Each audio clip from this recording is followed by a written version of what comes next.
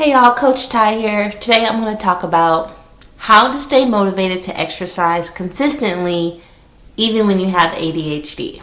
So, fun fact, I have ADHD. I am a neurospicy fitness coach. It's not something I harp on a lot because there's a lot of reasons. I don't think it's a disorder, so I don't even like calling it ADHD, but for the purposes of this video and what people know it as, and I can't think of another word for it right now, that's what we're going to call it. So, when you have ADHD, there's a lot going on in our brains, right? To the point where we may forget to exercise. If it's not already a habit that you already have for years and years, you will probably forget to do it. Another thing is time blindness. I have a lot of time blindness as well, so it's like hard to make these plans to do something and to know how long it will take, because then there's other things that are also involved in that plan, like exercising. Oh, I got to shower because I just sweated. Oh, it's not right that I have to eat before or after. Which one is it? Like both? I don't know. So a 30-minute workout could turn into a whole hour and a half workout, and you didn't plan for that, right? But more importantly, I think what gets us the most is just feeling demotivated about stuff we don't want to do. We're really good at doing stuff we don't want to do. I know I'm really good at doing stuff that I don't want to do. So that's the first thing I actually want to talk about. And most of this video, we'll talk about how to navigate that as far as exercise habits. So let's get into it.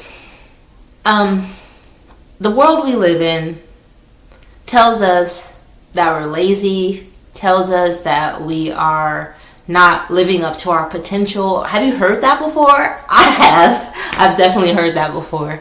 And I think the issue with that is we don't attach to external motivation very well, right? So like, a lot of people attach numbers and results and like all these things, and like they get a surge of dopamine just thinking about it, which sends them to do what they want to do. And this is not for everybody, obviously, because a lot of people with ADHD have problems with exercise too. And you know what? Some clients of mine without ADHD actually benefit from the way I coach as well because of my ADHD. Okay, so external motivators.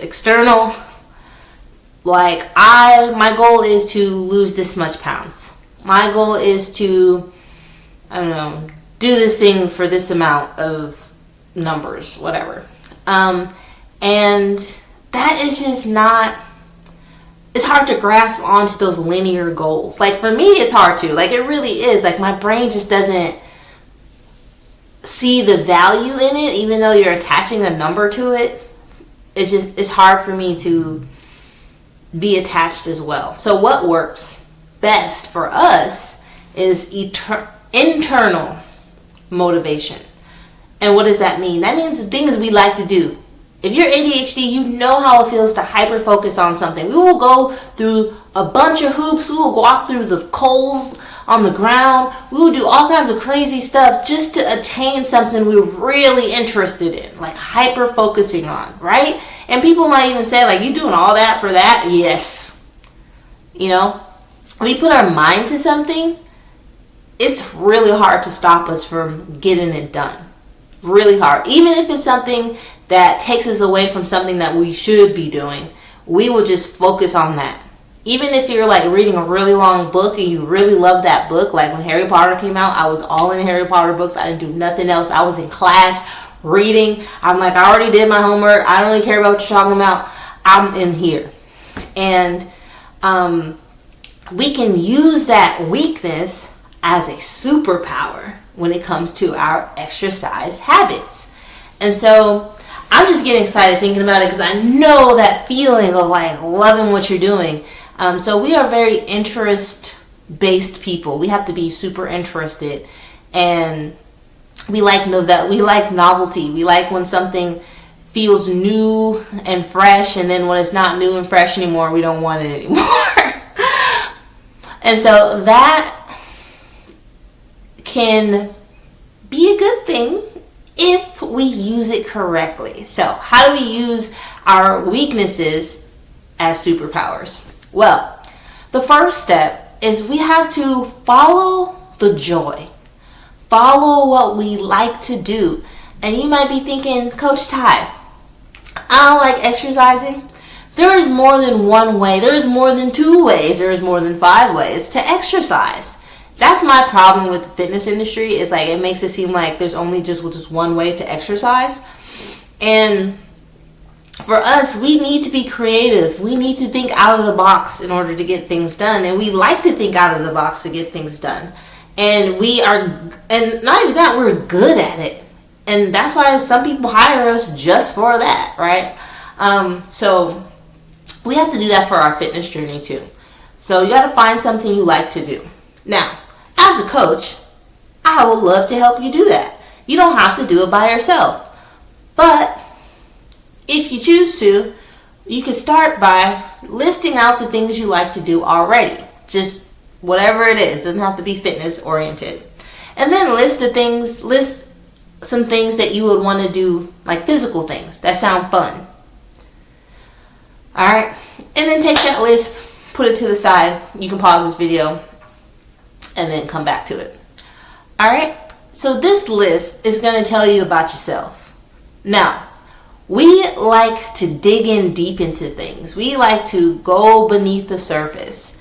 And to do that, for example, you could pick one of the physical activities that you are interested in and do some research on it and see how far you want to go. Is this something you really want to commit to? Something that's fun, like for example, pickleball. I have a client who really got into pickleball. And she started finding community around pickleball. It actually made her want to train outside of pickleball because now she's understanding the game. She's understanding the movements needed to be good at the game. So that's something she wants to work on outside of just playing the game, right? And now when she trains, she thinks about, oh, I need to get stronger in my legs. So I'm going to do some leg exercises. And so what I want to break this up with is that we are not opposed to doing the hard things, the hard, unpleasant, boring things, if it contributes to what we are hyper-focusing on. Now that's the kicker, right? I'm not saying that it's all rainbows and butterflies when ADHD people only do stuff that they want to do. But it has to contribute to something they're really, really hyper-focused on, or it's going to just go by the wayside.